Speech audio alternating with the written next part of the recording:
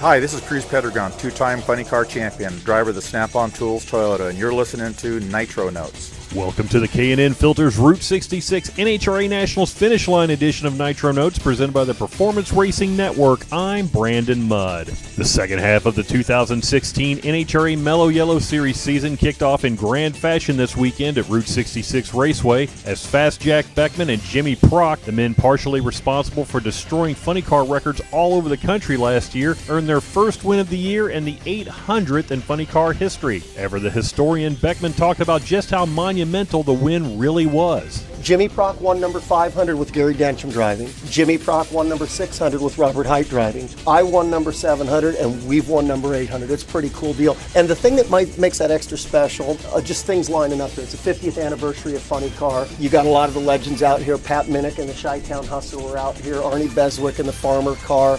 Gary Dyer drove the Grand Spalding Dodge car for Mr. Norms. Like, those guys were just the absolute hitters when I was a baby. Defending Pro Stock motorcycle champion Andrew Hines beat Angel Sampé for his 44th career class win, a victory he said was not easy due to the strength of the field. Well, I knew I had a good motorcycle all weekend. It was just a matter of making the straight, consistent runs that I needed to put up the ET. You know, Pro Stock motorcycle is so tough right now that if you don't get every thousandth of a second all the way down the racetrack, you're just not going to turn on win lights. Antron Brown earned his third Wally of 2016 Sunday and regained the points lead as well. The two-time champ said having the lead now doesn't really affect him, but having it when he leads Indy is vital. I don't even think about it, honestly, is that it's good that we got it, because those 30 points are crucial going into the countdown. Last year, we missed up. If I won one more round last year in Indy, we would have been number one and had 30 points on Tony going in, and it's hard to make up 30 points when you don't have 24 rounds to win a championship. 30 points, that's 2 rounds gone. So you got 22 rounds, not just to win, you got to catch up and pass them. And finally, for the 13th time this season, the Summit Racing team took the Pro Stock win. Greg Anderson was the winner, but this time it wasn't Jason Line he beat, but Bo Butner, proving the other teams are finally starting to catch up. The class has tightened up, just like I've said is going to happen all along. You're going to have a new landscape by the time we get towards the countdown, so this was a great indicator of what's coming up. You know, you had a lot of teams that made big gains in that week off that we had since Norwalk to Chicago, so got another week off before we go to Denver. I expect the same thing to happen, so we're going to have to go home and dig in and work hard. We really had to dig in hard and come up with something special today, and